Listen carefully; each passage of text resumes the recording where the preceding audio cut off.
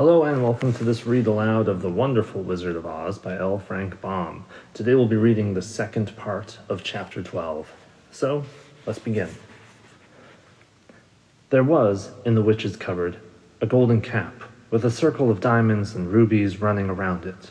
This golden cap had a charm. Whoever owned it could call 3 times upon the winged monkeys, who would obey any order that they were given.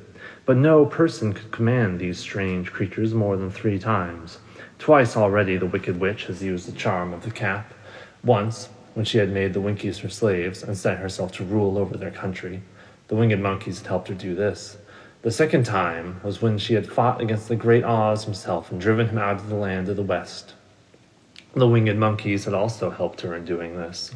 Only once more could she use this golden cap, for which reason she did not like to do until all her other powers were exhausted.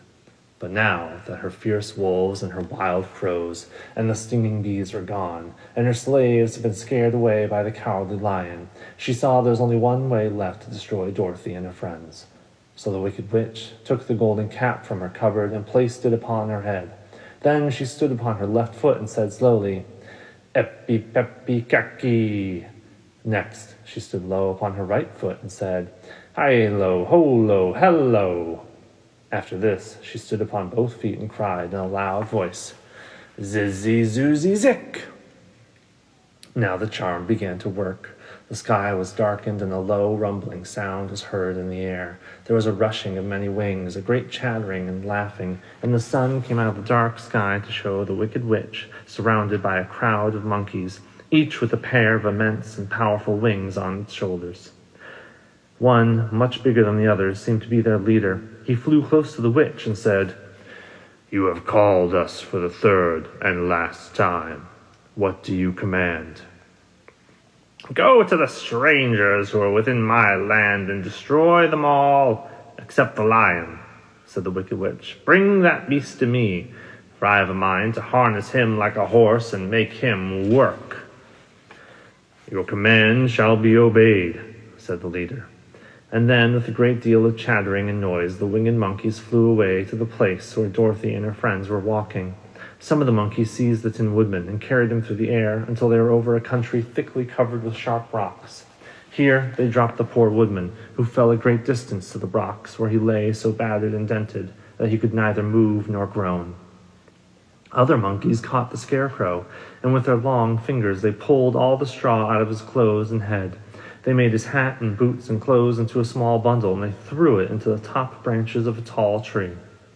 The remaining monkeys threw pieces of stout rope around the lion, and they wound many coils about his body, his head, and his legs, until he was unable to bite or scratch or struggle in any way. Then they lifted him up and flew away with him to the witch's castle, where he was placed in a small yard with a high iron fence around it, so that he could not escape. But Dorothy they did not harm at all. She stood with Toto in her arms, watching the sad fate of her comrades and thinking it would soon be her turn. The leader of the winged monkeys flew up to her, his long, hairy arms stretched out and his ugly face grinning terribly, but he saw the mark of the good witch's kiss upon her forehead, and he stopped short, motioning the others not to touch her. "We dare not harm this little girl," he said to them, "for she is protected by the power of good, and that's greater than the power of evil. All we can do is carry her to the castle of the wicked witch and leave her there." So, carefully and gently, they lifted Dorothy in their arms and carried her swiftly through the air until they came to the castle, where they set her down upon the front doorstep. Then the leader said to the witch, "We have obeyed you as far as we were able. The Tin Woodman and the Scarecrow are destroyed, and the lion is tied up in your arm. The little girl we did not harm, nor the dog she carries in her arms. Your powers over our band is now ended. You'll never see us again." Then all the winged monkeys, with much laughter and chattering and noise, flew into the air and were soon out of sight. The wicked witch was both surprised and worried when she saw the mark on Dorothy's forehead, for she knew well that neither the winged monkeys nor she herself dare hurt the girl in any way. She looked down at Dorothy's feet, and seeing the silver shoes began to tremble with fear, for she knew what a powerful charm belonged to them.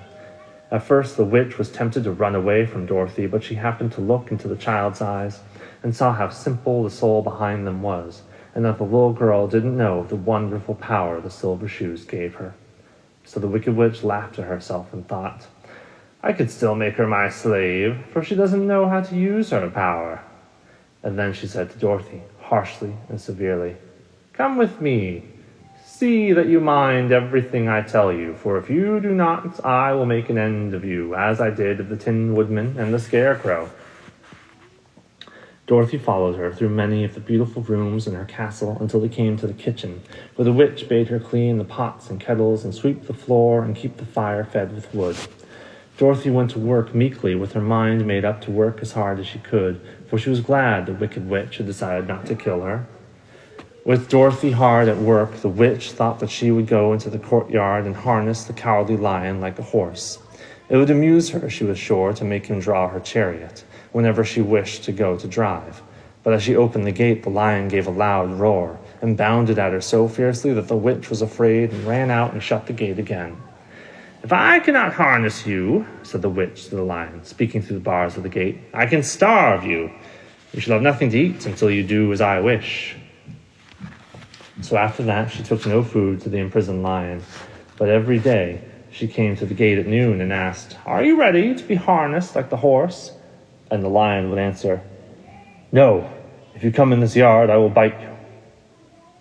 The reason the witch did not have to do as the witch wished was that every night, while the woman was asleep, Dorothy carried him food from the cupboard. After he had eaten, he would lie down on his bed of straw, and Dorothy would lie beside him and put her head on his soft, shaggy mane, while they talked of their troubles and tried to plan some way to escape. But they could find no way to get out of the castle, for it was constantly guarded by the yellow Winkies, who were the slaves of the wicked witch, and too afraid of her to do as she told them.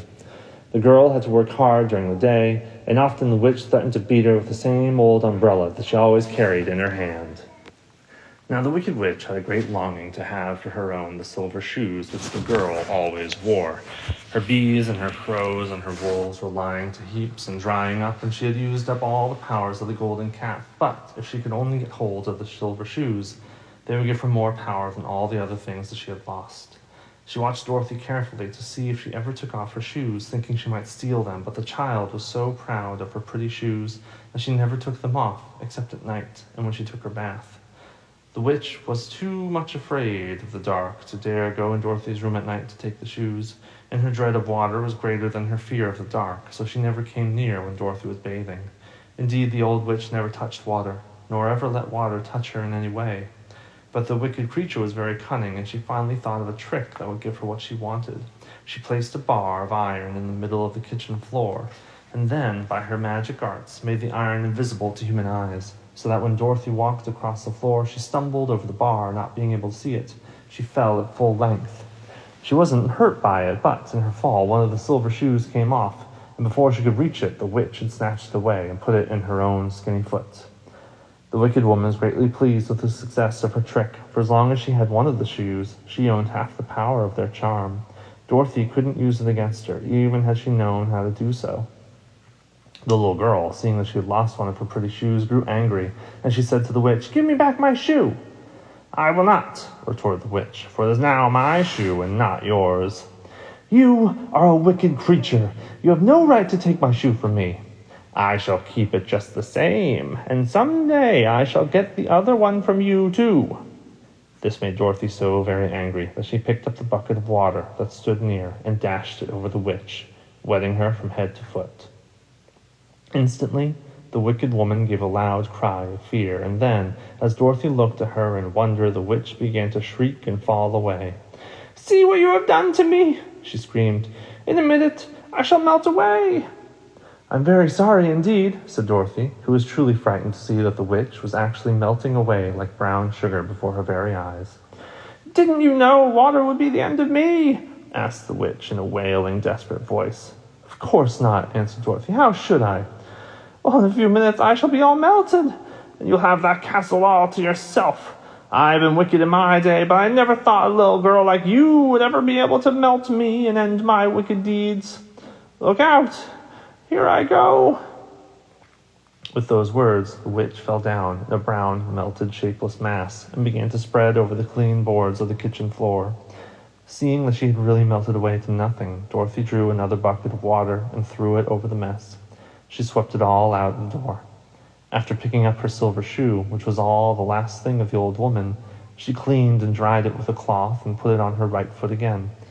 Then, being at last free to do as she chose, she ran out to the courtyard to tell the lion that the Wicked Witch of the West had come to an end, and they were no longer prisoners in a strange land.